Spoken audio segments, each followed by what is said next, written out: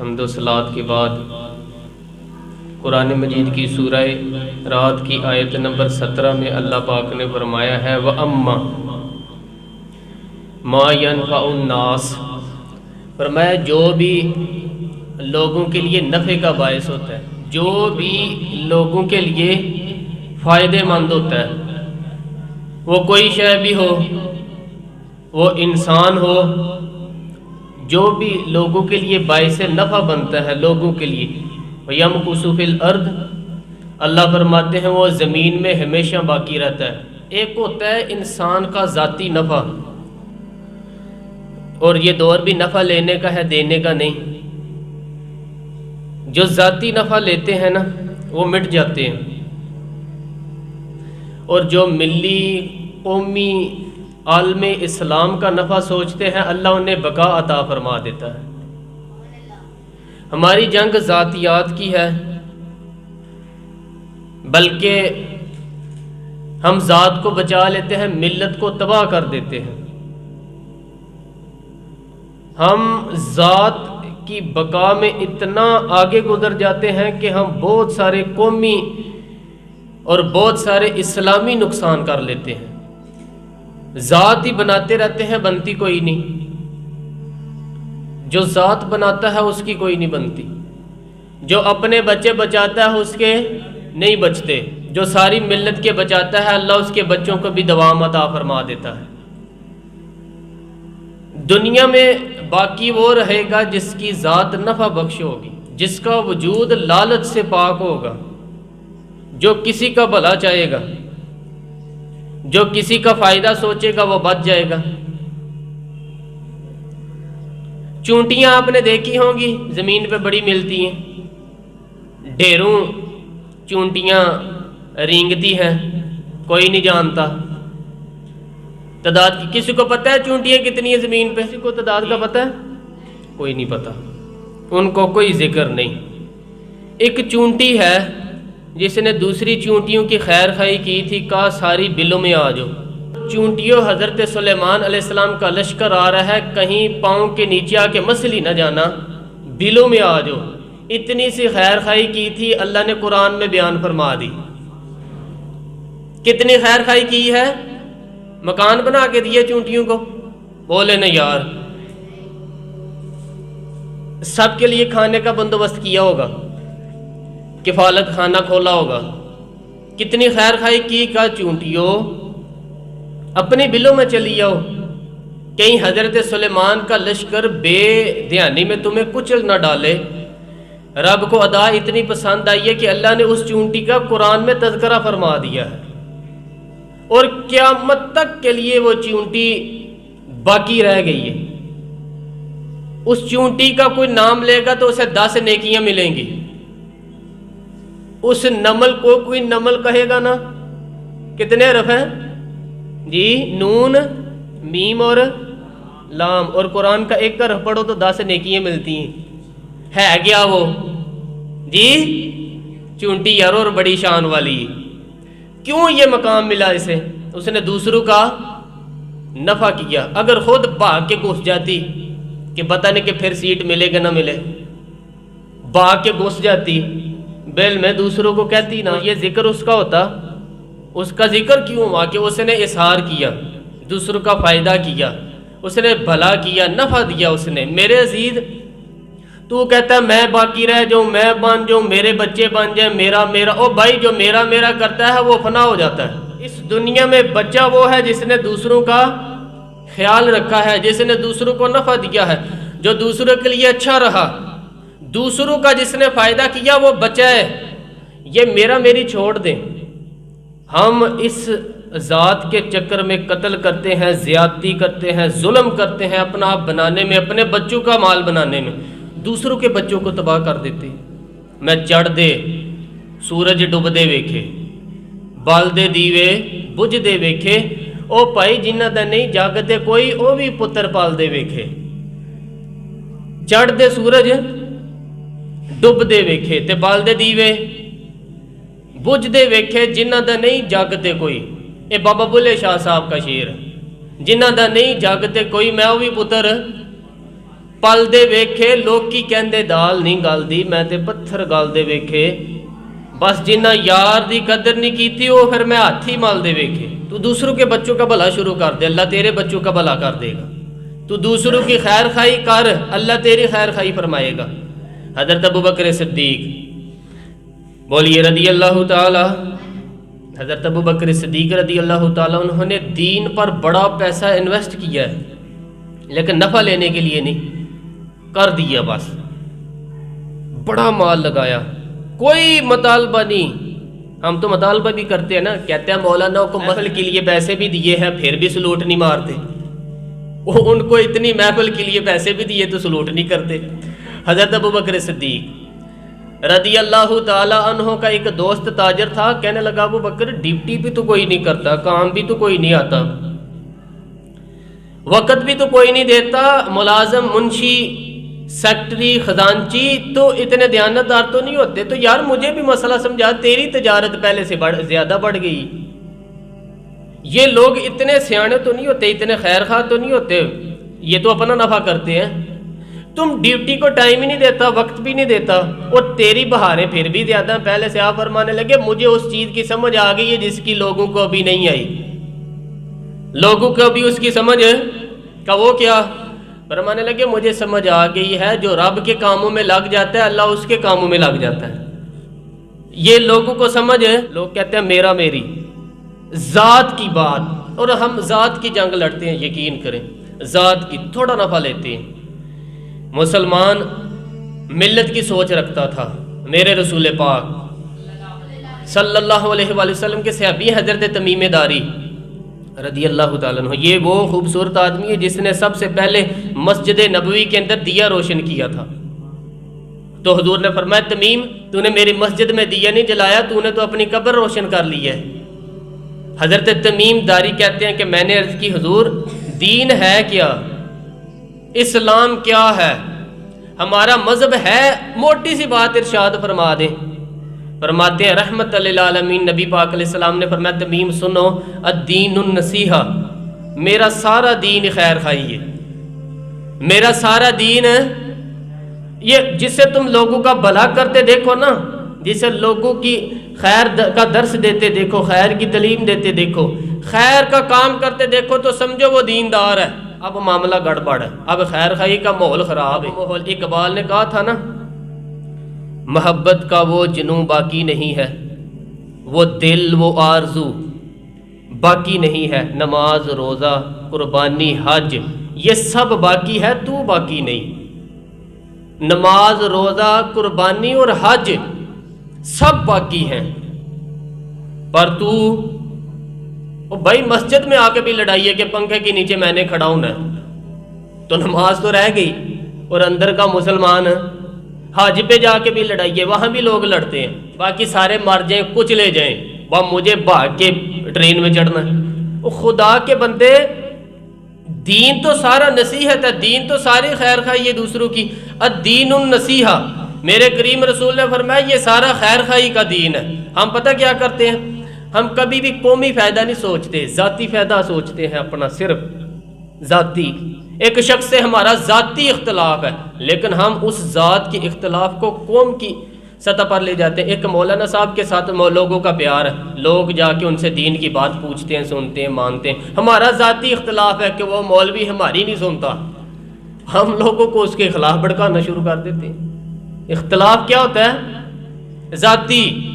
ہاں یہ میں آپ کو دیانتداری سے بات، ہم اپنے ذاتی یہ نہیں دیکھتے کہ یہ وہاں نوجوان جائے گا یا آدمی وہاں جائے گا اس کی دینی تربیت ہوگی، ہم اپنی ذات کا جھگڑا لے کے بیٹھ جاتے ہیں۔ او منو جی ہنس کے نہیں بولے آؤ، مینوں نے وہ خدا کے بندے، ہو سکتا ہے بیچارہ گھر سے پریشان نکلو، ہو سکتا ہے کسی آزمائش کی شکار ہو، اور یہ جھگڑا سب سیاستدانوں نے لوگوں کو ذاتیات کے جھگڑوں میں الجھایا ہوا ہے۔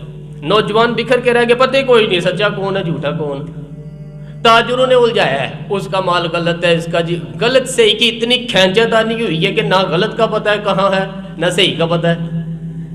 اور یہ ناراض نہ ہو تو یہ ماحول اب دیندار طبقے میں بھی آ گیا ہے، یہ ماحول دیندار۔ حضرت سلطان بہو رحمت اللہ علیہ فرمایا مذہباں دے دروازے اونچے، راہ فکردہ موری ہو عالم فاضل لنگن نہیں دیندے اے جو لنگیا سو چوری ہو۔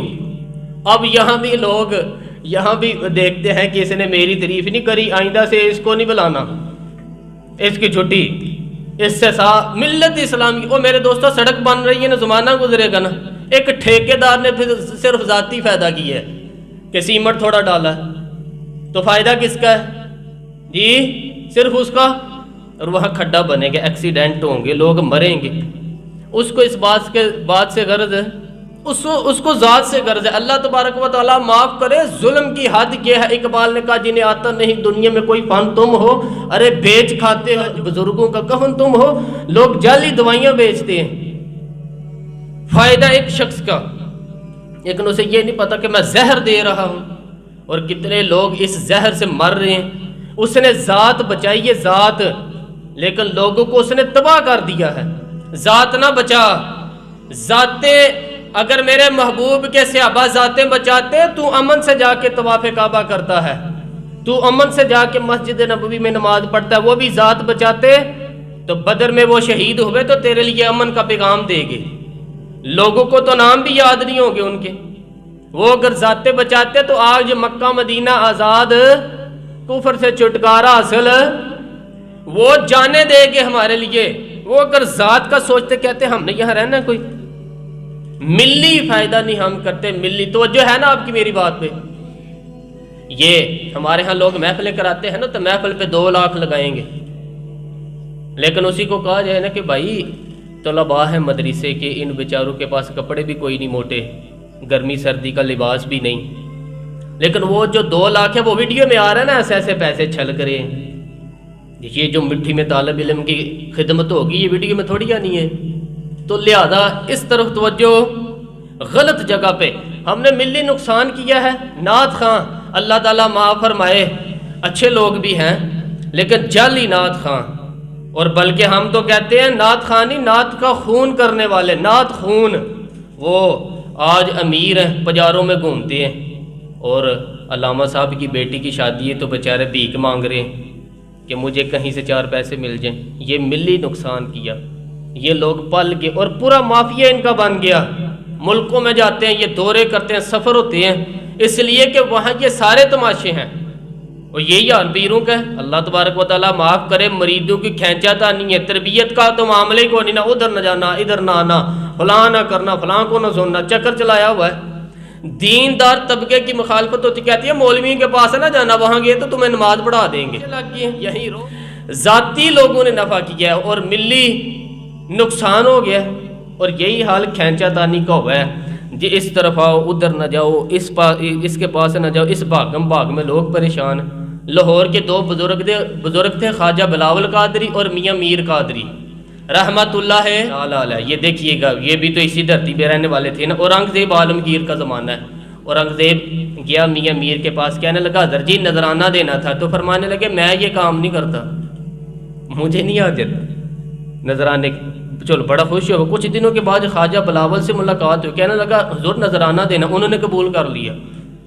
اب بادشاہ ہوتے ہیں نا، یہ لوگ لڑاتے ہیں لوگوں کو آپس میں، کہ یہ بڑا طبقہ جو ہوتا ہے چھوٹو کو آپس میں لڑاتا ہے اور حکومت کرتا ہے۔ ٹھیک بات کر رہا ہوں۔ اورنگزیب عالمگیر نذرانہ دیا، حضرت میاں میر نے لیے نہیں، خواجہ بلاول نے لے لیا، تو جناب میاں میر سے ملاقات ہو گئی۔ خواجہ بلاول سے پہلے کہنے لگا حضرت جی وہ میاں میر نے تو نہیں لیے پیسے، تو آپ نے لے لیے۔ تو بابا جی چاہتے تو کہہ دیتے، او تیرا منہ رکھنے کو نہیں لیے، ویسے لے ہی لیتا ہے، تیری بارگاہ میں سمارٹ بننا چاہتا تھا تو اس لیے نہیں لیے۔ انہوں نے کیا کہا؟ خواجہ بلاول رحمت اللہ تعالی علیہ سے کہنے لگے انہوں نے نذرانہ نہیں لیا، آپ نے لے لیا۔ تو فرمانے لگے اس نے ساری دنیا داری چھوڑ دی، میں ابھی تھوڑی تھوڑی کرتا ہوں۔ اس نے ساری دنیا داری چھوڑ دی، میں ابھی تھوڑی تھوڑی۔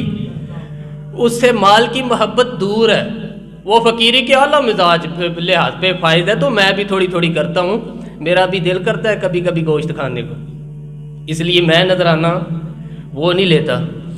بادشاہ بڑا حیران ہوا۔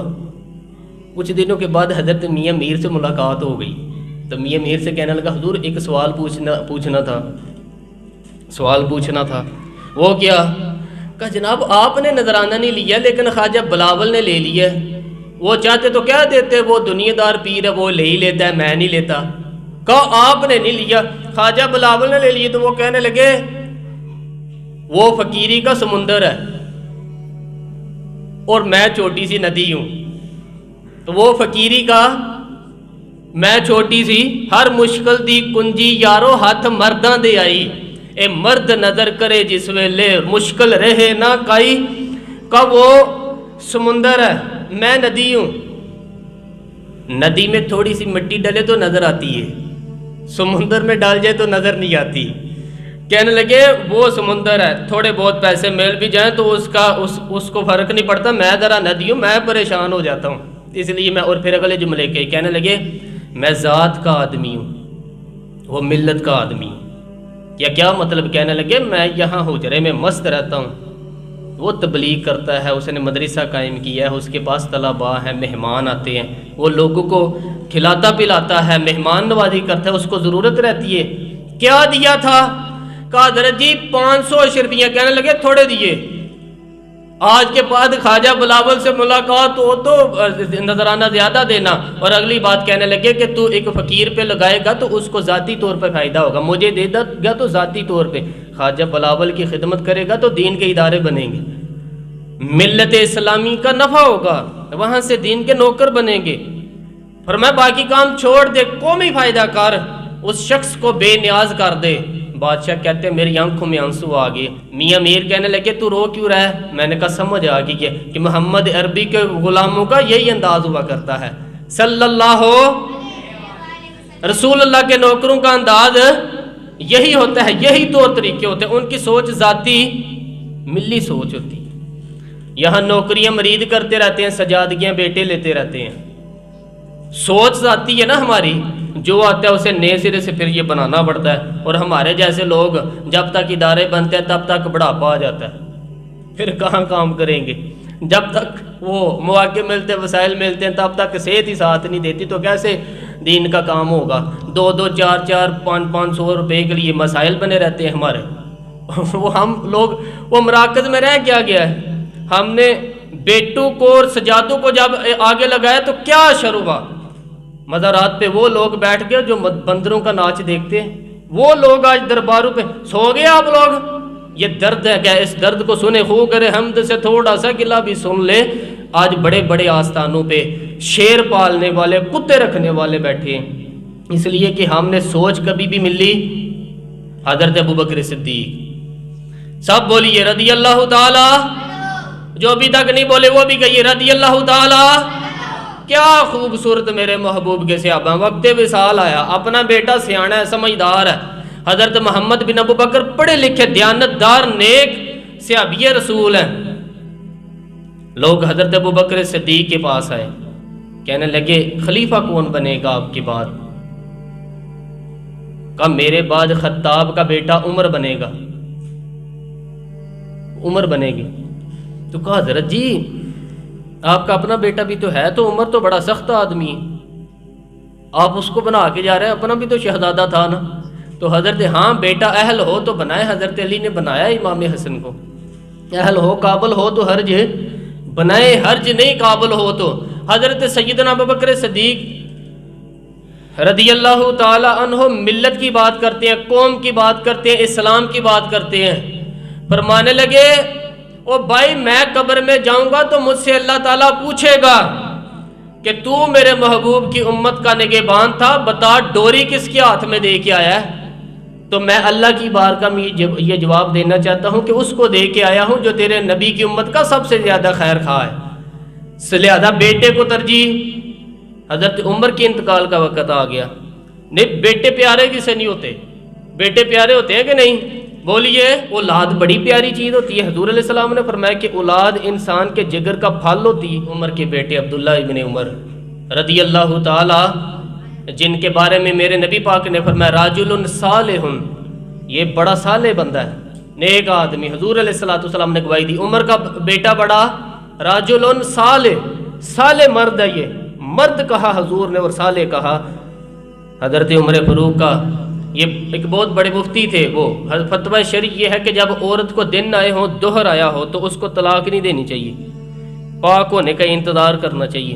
ایک دفعہ حضرت عبداللہ ابن عمر کو بڑا غصہ تھا، بیوی نے کوئی ایسی بات کر دی تو ایام دوہر میں حیض کے دنوں میں طلاق دے دی۔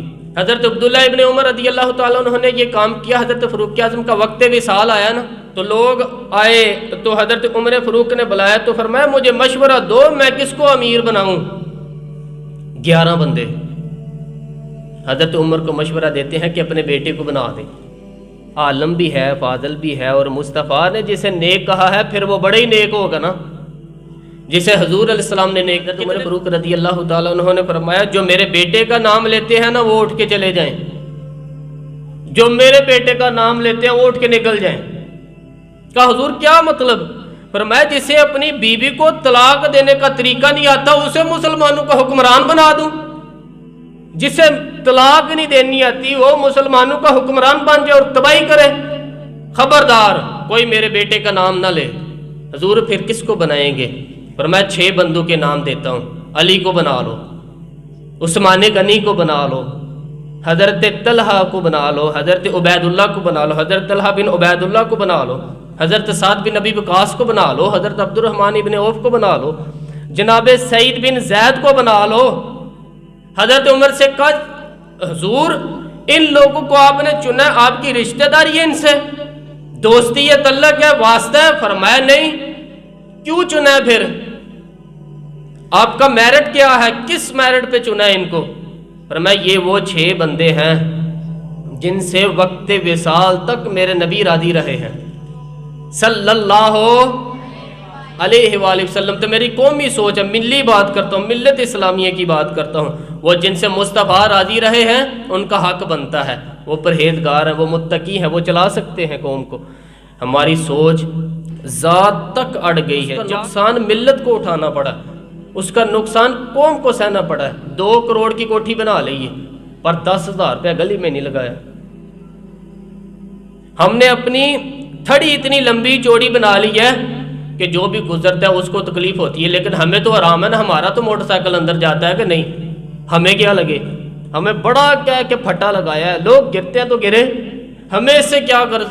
ہم اس بات کے احساس ہی نہیں کرتے کہ ہماری ذات کو تھوڑا نفع ہے اور ملت کو، قوم کو، اسلام سے اس کا کتنا نقصان ہے۔ تھوڑے نفع کے لیے دین کے لمبے چوڑے نقصان، لمبی چوڑی تباہیاں ہم کرتے ہیں۔ فلسطین سارا لٹ گیا چند مسلمان حکمرانوں کی وجہ سے۔ امریکہ سے یاری نہیں چھوڑی، دوستی نہیں چھوڑی، اور اسرائیل سے، اور انہوں نے ساری تباہی کر دی۔ کشمیر کا آج لوگ ڈے مناتے ہیں، جھوٹ موٹ کے آنسو بہا کے لوگوں کو بتایا جا رہا ہے کہ ہمارا بڑا ساتھ ہے کشمیر کے ساتھ۔ اور میاں تم اس بات سے اٹھ چکے ہو، تم پیچھے ہٹ چکے اس بات سے۔ یہاں ہر شخص کو اپنی پڑی ہوئی ہے، یہاں صرف ساتھ جانے کے، گھر بنانے اور کاروبار بنانے کے، بنگلے بنانوں کے چکر میں یہاں تو سیاستدان ٹکٹیں کنفرم کرا کے رکھتے ہیں، کسی وقت بھی بھاگنا پڑ سکتا ہے، کسی وقت بھی دوڑنا پڑ سکتا ہے۔ جہاں ذات کے لیے جلوس ہے، ذات کے لیے جھگڑا ہے، ذات کے لیے سارے معاملات ہیں، جس کے گھر کو آگ لگتی ہے وہ بھی جلوس نکالنے لگ جاتا ہے۔ جب بھی کوئی جلوس نکالتا ہے نا کسی بھی طبقے کا، ذرا ٹٹول کے دیکھتا ہوں کہ جب حضور کی نماز کی باری آئی تھی اس جماعت نے جلوس نکالا تھا کہ نہیں نکالا تھا؟ آج دیکھیں نا کئی سرکاری ملازم بھی سڑکوں پہ نکل، ہمارے کوئی غرض نہیں ہوتا وہ کس کام کے لیے نکلتے ہیں، لیکن یہی سرکاری ملازم جب نموز رسالت کا جلسہ ہوتا ہے یہ کہتے تھے ہماری نوکریوں کا مسئلہ ہے، ہم اگر باہر نکلیں گے تو گورنمنٹ ہمیں نکال دے گی۔ پھر کدھر جاتی ہیں نوکریاں، کدھر جاتے ہیں پھر بعد میں معاملات؟ تم نے فائدہ تھوڑا حاصل کیا اور کتنا بڑا تم نے نقصان کر دیا۔ رسول اللہ صلی اللہ علیہ وآلہ وسلم کو تم نے ناراض کیا، اور تم حضور علیہ السلام کی شان اور نموز کی خاطر اپنی اس نوکری کو قربان نہ کر سکے۔ آج مسئلہ کیا سارا؟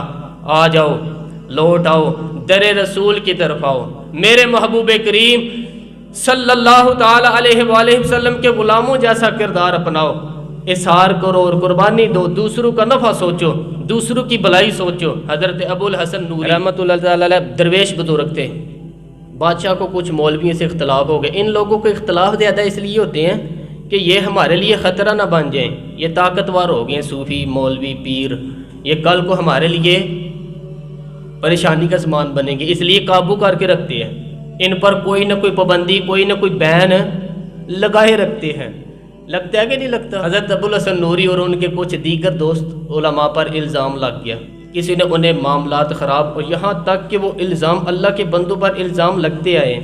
یہ کوئی ایسی بڑی بات، یہ تو خوبصورت بات ہے نا، اگر کوئی کسی اللہ والے پر الزام لگاتا ہے تو اس کا معنی یہ ہے کہ وہ بندہ صحیح کام کر رہا ہے، وہ صحیح۔ اعلیٰ حضرت فاضل بریلوی سے ایک شخص نے آ کے کہا حضور میں دین کا کام کرتا ہوں، لوگ مجھے برا کہتے تو فرمانے لگے اس کا مطلب ہے تو نے پھر صحیح کام شروع کر دی ہے، اس کا مطلب ہے کام تو نے اب صحیح ہو گیا، اب پٹری پہ چڑھ گیا، لوگ مخالفت کرنے لگ گئے، اس کا مطلب ہے تو پٹری پہ اب معاملہ تیرا صحیح ہو گیا، ٹھیک ہو گیا۔ ٹھیک بات کر رہا ہوں نا؟ اللہ اکبر۔ حضرت ابو الحسن نوری رحمۃ اللہ علیہ دوستوں پر الزام لگ گیا، بادشاہ، اور یہ کام اتنا پکا ہوا کہ کہا پھانسی دینی ہے، پھانسی دینی ہے۔ کہا ٹھیک ہے دے دو پھانسی۔ جس دن پھانسی لگنی تھی نا، بادشاہ خود گیا۔ بادشاہ کہتا ہے میری خواہش تھی کہ نوری حضرت ابو الحسن نوری رحمۃ اللہ علیہ بچ جائیں، لیکن جب پھانسی گھاٹ کی طرف لے جایا گیا نا تو تختہ دار پہ سب سے پہلے حضرت ابو الحسن نوری کھڑے ہو گئے تھے۔ کہتے میں نے کہا یہ جگہ صحیح نہیں، دوسرے پھانسی گھاٹ پہ آؤ۔ کہتے دوسرے پھانسی گھاٹ پہ لے کے گئے تو وہاں بھی سب سے پہلے حضرت ابو الحسن نوری کھڑے ہو گئے۔ کہتے نے یہ بھی سے، کیونکہ اس کا خیال تھا کہ یہ بچ جائے کوئی، تو کہتے تیسری جگہ لے کے گئے تو پھر آگے کھڑے ہو گئے۔ تو بادشاہ کہنے لگا آپ کو بڑا شوق ہے آگے کھڑے ہونے کا، ماجرا کیا ہے؟ تو فرمانے لگے مجھے ان علماء سے پیار بڑا ہے، عالم کی زندگی قوم کے لیے نفع بخش ہوتی ہے۔ فرمایا میرا دل کرتا ہے کہ میں پہلے پھانسی گھاٹ پہ لٹک جاؤں، جتنی سانسیں انہیں مل جائیں گی قوم کا نفع ہی ہوگا نا، لوگوں کے لیے فائدہ ہوگا۔ بادشاہ نے بات سنی کہ تو آنکھوں میں آنسو آ گئے، رو پڑا۔ ایک عیسائی نا آدمی نے اسلام قبول کی تو اس سے لوگوں نے پوچھا کہ تو نے اسلام کیسے قبول کیا؟ تو کہنے لگا ہوا دراصل یہ ایک مسلمان نوجوان تھا تو وہ یہاں آیا ہمارے ملک میں، شکار کرنے کے لیے وہ نکلا، جانور کو گولی لگائی تو ایک نوجوان کو لگ گئی، اب وہ چاہتا تو بھاگ بھی جاتا، لیکن وہ بچہ اٹھایا اس نے اور اس کا گھر معلوم کیا، گھر گیا، گھر والوں کو بتایا کہ مجھ سے غلطی ہوگی بس۔ کہنے لگے نہیں تو نے جان بوجھ کے مارا۔ کہنے لگے وہ تمہاری مرضی ہے، پھر کیس لگا، اس کو انہوں نے پھانسی کا حکم دے دیا۔ ایک دن وہ جو اسلام قبول کرنے والا ہے نا، وہ SHO صاحب ہیں، انسپیکٹر صاحب ہیں اس علاقے کے، انہوں نے اسلام قبول کیا تو پوچھا گیا تو وہ کہنے لگے نوجوان آیا تو میری کسٹڈی میں میرے پاس، اس کا کیس لگا تو میں جتنے دن اس کی تفتیش کرتا رہا میں دیکھتا کہ بڑا میں نماز سے بڑی دلچسپی ہے، درود شریف سے بڑی دلچسپی ہے، قرآن پاک سے اس کا نا بڑی پیار ہے اور باتوں میں بڑی مٹھاس ہے۔ اور کہتے ہیں جب میں نے اس کو کہا ایک دن کہ یار تو بھاگ جاتا، تجھے کیا ضرورت پڑی تھی مصیبت کو گلے ڈالنے کی، مجھے پتہ ہے تجھ سے غلطی سی ہوا، تو پہلے جانتا نہیں تو تیری دشمنی کیا ہوگی؟ تو کہنے لگا میں کیسے بھاگ سکتا تھا، میرے نبی نے جو دین دیا ہے نا وہ دوسروں کی خیر خواہی کا مذہب ہے صلی اللہ علیہ وآلہ وسلم، کیسے بھاگ جاتا؟ کہتے ہیں خیر سزا کا حکم تھا، جیلر اور میں دونوں اس کی دیکھ بھال کرتے تھے۔ ایک دن ہمیں اس سے پیار ہو گیا ہے، ایک دن کہنے لگا ایک مسئلہ ہے، اس کے تو گھر کو میں نے اجاڑا ہے، میری وجہ سے کوئی اور گھر بھی اجڑ جائیں گے۔ کہا وہ کیا؟ کہنے لگا کئی لوگوں کی امانتیں میرے پاس ہیں، مہربانی کرو مجھے 2-4 دن کا ٹائم دو، میں وہ امانتیں دے آؤں، یہاں کچھ لوگ ہیں میرے جاننے والے ان کے سپرد کر رہا ہوں۔ کہتے ہیں ہمیں اس سے پیار ہو گیا تھا، ہم نے اس کو جانے دیا۔ اب جس دن وہ پھانسی لگنی تھی اس دن وہ آئے ہی نہ۔ اب وہ جو قاضی صاحب تھے، جج صاحب تھے، انہوں نے کہا کہ پھانسی لگے گی اس جیلر کو جس نے جانے دیا ہے۔ تو این وہ ٹائم جب جیلر کو پھانسی لگنی تھی وہ نوجوان بھاگا ہوا واپس آ گیا۔ تو وہ جیلر وہ انسپیکٹر وہ دونوں کھڑے ہیں، تو کیوں دیر سے؟ کہنے لگا کشتی میں بیٹھا تھا، اس نے ہچکولے کھائے، لوگ ڈوب گئے پر میں بچ گیا۔ کب پھر تو کیسے آیا؟ تو کہنے لگا تیر رہا تھا تو بڑی مشکل سے تیرتے تیرتے سارے رستے اللہ سے دعا مانگتا ہے یا اللہ ایک میری وجہ سے پہلے گیا ہے، 2 اور نہیں جانے چاہیے، دعا مانگتا ہوا یہاں تک پہنچا ہوں۔ میں نے کہا یار تو زندگی بچا سکتا تھا، تو نے کیوں نہیں بچائی؟ کہنے لگا میں پہلے 1 کی لے چکا ہوں، اب تم دونوں کی بھی لے لیتا۔ اب کیا قریب اس نے بات سنائی، اس کو لٹکانے لگے نا، تو وہ جلاد تھا نا وہ لٹکانے لگا، تو انسپیکٹر کہنے لگا اس کو رہنے دو، مجھ کو پھانسی دے دو۔ وہ کہنے لگا نہیں تم ان دونوں کو رہنے دو، مجھے پھانسی دے دو، جیلر کہنے لگا۔ اور اب جب وہ سب لوگ کھڑے ہیں، پھانسی ہو رہی ہے، لوگوں کی آنکھوں میں آنسو ہیں، جج صاحب بھی کھڑے تھے۔ جج کہنے لگا تم تینوں چاروں کو رہنے دو، مجھے لٹکا دو اس کی جگہ پہ۔ لوگ رو رہے ہیں، تڑپ رہے ہیں، وہ بچے کے والدین بھی کھڑے تھے، وہ سارے کھڑے تھے۔ وہ جلاد اٹھا جو پھانسی دیا کرتا ہے، جسے کبھی رحم نہیں آتا، وہ پھانسی چھوڑ کے پیچھے ہو گیا۔ لوگوں نے کہا تو کیوں پیچھے؟ کہنے لگا اگر یہ مرے گا تو میں بھی مروں گا، مجھے پھانسی ملے گی۔ تڑپ اٹھے سارے لوگ، آنکھوں میں آنسو آئے۔ جب سارے روئے تو بچے کا والد آگے بڑھ کے کہنے لگا قسم ہے اللہ کی عزت کی، اگر تیرا یہ رنگ ہے تو محمد عربی کا کیا رنگ ہوگا صلی اللہ علیہ وآلہ وسلم۔ وہ سب لوگ کلمہ پڑھ کے مسلمان ہو گئے۔ تیرا اثار، تیری خیر خواہی، دوسروں کو دین کے قریب۔ ایک عجیب مقدمہ حضرت عمر کے پاس آ گیا۔ حضرت عمر کہنے لگے میں اس کا فیصلہ ہی نہیں کر سکتا، مقدمہ عرض کروں آپ کی خدمت میں۔ حضرت عمر فاروق رضی اللہ تعالیٰ عنہ کا زمانہ تو کیس آئے، ایک شخص نے 4 ایکڑ زمین بیچی، دوسرے نے خریدی۔ جس نے بیچی وہ کسان نہیں تھا، کوئی اور کام کرتا تھا۔ اس نے کہا میرے پاس فارغ ہے، میں تو کاشتکاری نہیں کرتا، ایک کسان نے خریدی۔ توجہ ہے نا میری بات پہ؟ وہ کسان ہل چلا رہا تھا، پہلے دن ہل چلایا اس نے جس نے خریدی تھی، تو اس کھیت کے اندر سے خزانہ نکل آیا۔ کھیت سے خزانہ کس کا یہ یار جی سڑک لنگ جائے نا وہ آتا ہے ہوں میں دینی نہیں، تسی بیانہ واپس لو۔ سڑک گزر گئی، مجھے تو پتہ ہی اب چلا ہے، تو یہاں تو موٹر پہ بھی بنے، تو میں تو نہیں دیتا، یہ رکھ لیں آپ۔ کیا نکل آیا؟ ہیرے جواہرات چاندی لال نکل آئے۔ اب اٹھا کے نا وہ شخص نکلا ہے، وہ رکھ لیتا سنبھال لیتا، کیا ضرورت، ویسے بھی لوگ تو پیسے بتاتے نہیں کتنے ہیں۔ اٹھا کے نا وہ خزانہ، تو جس نے بیچی تھے اس کے گھر چلا گیا، کہنے لگا میں نے زمین خریدی تھی، خزانہ نہیں خریدا تھا، تو یہ تیرا ہے، تو لے لے، تیرا ہے تو رکھ لے۔ وہ بھی صحابی رسول ہے نا، میرے نبی نے دنیا کی محبت کھینچ ڈالی ہے دلوں سے۔ وہ کیا کہنے لگے میں نے تو 4 ایکڑ سے بڑی مشکل جان چھڑائی ہے، تو آپ پھر دولت لے کے آ گیا۔ اس نے کہا یہ تیرا ہے تو ہی رکھ، میں نے زمین بیچی تھی تو جو اس کے اندر تھا وہ سارے ہی تیرا ہے، بیچ ڈالا۔ وہ کہنے لگا نا میں نے زمین خریدی ہے، خزانہ میں نے نہیں خریدا۔ وہ کہنے لگا نا بھائی میں نے تو ہر شے بیچ دی ہے، اس میں سے پھل کے پھول نکلے وہ سارے۔ جاگ رہے ہیں آپ لوگ؟ آنکھوں ہے کام جاگنے والا ہے۔ یہ عجیب معاملہ ہے نا، یہ فرشتے ہیں جو دنیا میں بستے تھے، یہ انسان تھے جن کو فرشتے بھی دروازے کھول کے دیکھتے تھے یہ کیسے انسان ہے۔ اب مقدمہ حضرت عمر کے پاس آ گیا، حضرت عمر فاروق کے پاس آیا تو حضرت عمر فاروق نے دونوں کی بات سنی، تو جس نے بیچی تھی اسے کہنے لگے پرانے مالک سے چال یار تو لے لے، مجھے لگتا ہے کہ تیرے ہی ہے، تیرے بڑوں نے دبائے ہو گئے، تو نہیں نکال سکتا، تو ہے تو وراثت تو تیری بنتی ہے نا، تو رکھ لے۔